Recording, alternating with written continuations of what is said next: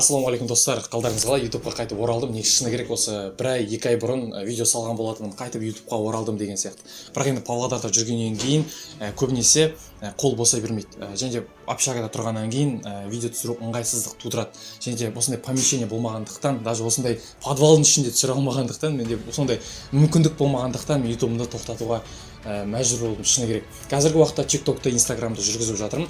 Енді сіздер көбінесе мотивация сұрап жатсыздар, жоғалып кеттің деген сияқты. Бірақ достар, ютубқа қайтып оралып жатырмын. Сіздер мені қолдап, лайк басып, комментарий жазатын болсаңыздар, мен ютубқа қайтып оралатын боламын.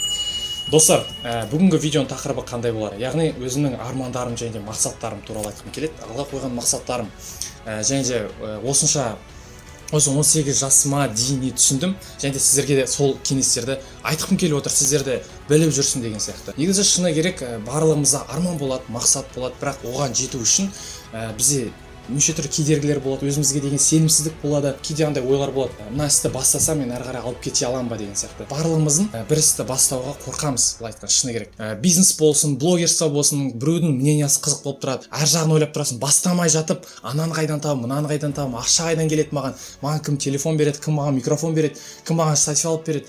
Менде оның барлығы жоқ қой, түсіретіндер жоқ деп өздеріңізге сондай сылтаулар іздейсіздер. Бірақ адамның ішінде сол бір от болса, мен жетем, мен істеймін деген нәрсе болса, адам ештемеге қарамайды. Өзінде сондай Oppo ұстаса да, Huawei ұстаса, қандай телефон ұстаса да, өзін дамытып, күнделікті сол арманына деген қадамдарды жасайды. Негізі айтады ғой, сен жолға шық дейді. Жол сені өзі апарады дейді. Біз сол нәрсені көбінесе ұғына бермейміз да, бір істі бастай алмаймыз. Неге? Өйткені өзімізге деген сенімсіздік болады. Сол сенімсіздікті жою үшін сол нәрсені бастап көру керек, өз қорқыныштарыңызды жеңіп көру керексіздер. Енді көп айтады, бой өсіру туралы түсірсе, воздержание туралы түсірсе деп. Воздержание туралы осы видеода сіздерге қысқаша айтып кететін боламын. Негізі воздержание ұстаған кезде сіздердің өмірге деген талпыныстарың арта түседі, энергияларыңыз арта түседі, өмірге деген көз қарасыңыз, өзіңізді күшті сезінетін боласыз, өзіңізге деген сенімділік пайда болады, өз-өзіңізді жақсы көре бастайсыз. Және де көптеген өзгерістер болады. Спортқа да желание ашылады, өзіңіздің айналысып жатқан ісіңізге де желанияларыңыз ашылатын болады. Сол үшін достар, воздержание ұстау керек. Воздержание деген ол міндетті түрде керек. Негізі ол тақырыпты көп айта бермейді, бірақ осы тақырыпты мен ойымша барлығы қозғау керек деген ойдамын. Және де достар, инстаграм бар менде. Сол инстаграмдарыма тіркеліп қойыңыздар, қолдап отырыңыздар, әр видеоның астына комментарий жазып отырыңыздар. Мен үшін оның барлығы мотивация болады. Енді шыны керек, осы үш нәрсені алып жүргеннен кейін, тикток, инстаграм, ютубты алып жүргеннен кейін, көбінесе менде қолым босай бермейді көп жағдайларда. Сол үшін мен ютубқа да бір үлкен проекттер түсіргім келеді, өзім ойымды айтқым келеді, достарыммен подкаст түсіргім келеді деген сияқты. Ең бастысы сіздер қолдасаңыздар, бұрынғыдай актив болатын болса, менің үшін де ол үлкен мотивация болады. Сондықтан достар, тек ютубымда ғана емес, инстаграмда да, тиктогымда да мені қолдап жүруді ұмытпаңыздар. Ал бой өсіру туралы айтатын болсақ, шыны керек, мен курс ашып та жатырмын, тиктоктан түсіндіріп та жатырмын, қаншама адамдар өздерінің сенімсіздіктерін жеңіп, сол істі бастап нәтижеге кеңеліп жатқан адамдар өте көп.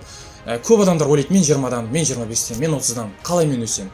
Менің уақытым өткен, маған дәрігерлер айтқан, мен генетикадан аса алмаймыз деген сияқты. Достар, бұның барлығы Алланың қолында емес пе? Біз Аллаға тапсырып, іс-әрекетін жасап, бізде тура ниет болатын болса, қайсар мінез болса, мен жетем, мен істеймін деген нәрсе болса, неге Аллах Тағала бермейді? Аллах Тағала береді. Просто сен өзің соған әрекетін жасамайсың, тез сынып қаласың, адамның ойы қызықтырады. Кейде жатып ойланасың, мен мынаны не үшін істеп жатырмын, может өспей қаламын, может уақытымды құртып жатырмын деп. Сен былаяқта уақытыңды құртып жатсың, жатып. Лучше соны істеп сен көр. Қалай 1 ай істе, 2 ай істе, 5-6 ай істе, ол болмай тұрады 1 жыл істе. Ең бастысы ол сенің арманың емес пе, мақсатың емес пе? Бұл арман, мақсат деген нәрсе 1 айдан кейін, 2 айдан кейін өшіп қалатын нәрсе емес. Ол қаншама попытка болса да, қанша алға қойған мақсаттарына жете алмай жатсаң да, сол жерде тоқтамау, сынбау, ешкімнің сөзін тыңдамау, міне арман, мақсат. Ал сіздердің айтып жатқандарыңыз ол сылтау, шыны керек. Қазір барлығы генетика деп айту мүмкін, міне сен оны дәлелдей алмайсың, андай-мындай өсіп жатыр ғой өздеріңіз сияқты жастар. 15, 16, жарайды 20, 25 өсіп жатыр, өспей жатқан жоқ. Просто іштегі сенімсіздік, ол Аллаға тапсыра алмай жатсыздар. Имандарыңыз әлсіреп жатыр, өздеріңізге деген сенімділік аз. Міне сол үшін сіздер өсе алмай жатсыздар. Ал осы істі бастап көрсеңіздер, ол уақыт өте келе нәтиже болады міндетті түрде. Бәлкім 1-2 сантиметр 1 айда, бәлкім 3-4 сантиметр 5-6 айда, мысалы, оның өзі результат, оның өзі тер. Міне Аллах Тағалаға дәлелдеңіздер, мен істеп жатырмын, міне еңбек етіп жатырмын, мен осы боймен жүргім келмейді. деген нәрсені өздеріңізге дәлелдеңіздер, Аллаға дәлелдеңіздер, Аллаға көрсетіңіздер. Міне еңбек ете жатырмын, Аллах Тағала бір күні береді, күндердің күні. Сен ойлауы мүмкінсің, 5-6 ай өспей жатырмын, бірақ сен дальше жасап жатсың да күннен күнге. И бір күні сенің бойың резко 5 сантиметр өсіп кетуі мүмкін. Ұйқыдан тұрғанда білмейсің не болатынын. 5-6 сантиметр, 7 сантиметр өсіп кетуі мүмкін. Бәрі Алланың қалауымен. Алла қай кезде қалайда сенің бойың өскен, сол кезде болады. Ең бастысы сен іс-әрекетімен көрсету керексің. Міне Аллах Тағала мен талпынып жатырмын, мен істеп жатырмын. Міне көрдіңіздер ме? Осы кезде береді міндетті түрде. Ал ана дәрігерлердің сөзі, генетика андай-мындай, олар айтса айта береді. Олар өздері көрмегендіктен айтады да, өздері сол нәрсемен күреспегендіктен айтады. Сол үшін достар, өмір бақи сол бір қорқынышпен жүре бермеу үшін сол қорқыныштарыңызды жеңіңіздер. Блогер болғарыңыз келе ме? Түсіріңіздер. Адамдардың көзінше түсіріңіздер. Күнде история салыңыздар. Ол әрине өзіңізді кринж ұстау мүмкінсіздер, мысалы күнде история салып, мен ана кезде дұрыс сөйлемедім ғой, аналар не ойлап жатыр, біреу күлетін шығар. Бәрібір бұл сенің арманың, мақсатың.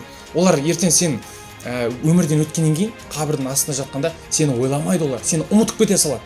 Сол үшін досым, саған айтарым, қазірден бастап өзің үшін өмір сүрші, өзің үшін істеші, адамдарды ойы, анау-мынау не дейді, таста. Болды. Ол сенің арманың, жеке өмірің, сен жеке тұлғасың. Сен біреудің ойынан зависимый болмау керексің. Ал сен зависимый болдың ба, бітті, сен орында қаласың бір орында. Мысалы, маған да оңай емес. Күнде видеолар түсірем, кейделері өтпейді, кейбірлері біртүрлі шығу мүмкін, біреу күлу мүмкін, бірақ менде ең бастысы мақсат бар. Арман бар. Болды. Мені сол арман мақсатым өзімнің армандап жатқан үлкен-үлкен белестеріме жеткізеді.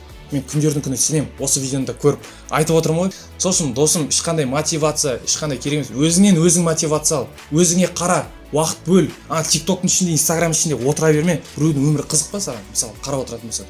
Егер де сен шын өзіңнің өміріне қарайтын болсаң, телефонды былай ала тұрып, өзіңе қарап, мен не істеп жатырмын, қалай өмір сүріп жатырмын, осынша уақыт не нәрсе кетті, енді алдағы уақытта не болады? Міне соны ойлану керексіздер. Ертең алдағы уақытта бизнес ашамын, ой, анау болады ғой, мынау болады ғой деп. Ол жай ғана отыра бергеннен ештеме болмайды. Сіздер әрекетін жасап, ниет қою керексіздер. Хотя бы изначальный план, жоспар болу керек. Мені осы жаста осындай нәрсе істеймін, осы айда осынша нәрсе бітіремін, осынша ақша жұмыс істеймін да, осыны инвестиция құямын. Мені осы нәрсе болу керек та. Ал сіздерде ол аспаннан келе салатын сияқты, или миллиардер келіп қалтасынан ақша түсіріп алады и саған бере салады мә деп. Ондай болмайды өмірде. Бәрі ешкім саған дайындап бермейді. Когда сен әрекет етесің, Аллаға тәуекел етесің, вот сол кезде береді Аллах Тағала. Әрине сразу бермейді, уақыт өте келе береді, өзіңді дәлелдеген кезде ғана береді. Сол үшін айтарым, ешқандай мотивация адамға керек емес. Ол мотивация сен өзіңсің. Болды, өзіңе қара, айнаға қара, сен кімсің, не істеп жатсың. Болды, өзіңе отчет бер. Осы өзіңнің автобиографияң жаз даже. Мен өзім автобиографиямды жазып жатырмын да қазіргі уақытта. И түсінем, мына жылдары мен осындай нәрсе істептім. Мына жылдары шамалы прогресс болыпты. Мына жыл сәтсіздік болыпты. Енді осы жыл мен өзгерем. Мені осы нәрсе болу керек. Және де күнделікті күндеріңізді жоспарлап үйреніңіздер. Бүгін мен осы істі бітірем, арманыма жақындау үшін сәл болса да осы нәрсеге жылжимын деген нәрсе болу керек. Ал сіздер жоспарламадыңыздар ма күндеріңізді? Күніңіз спокойно өтіп кетеді. TikTok қараумен, Instagram қараумен өтіп кетеді. Сол үшін досым, саған айтарым, күніңді жоспарлап үйрен. Ал достар, осы видео сіздерге пайдалы болды деген ойдамын. Лайк басыңыздар, арнаға тіркеліп отырыңыздар. Шыны керек, осындай мотивациялы видеолар түсіргенді қаласаңыздар, қолдап TikTok-қа салып, отметка жасап, мені қолдасаңыздар, мен сіздерге әлі талай пайдалы кеңестерімді айтатын боламын. Аман сау болыңыздар.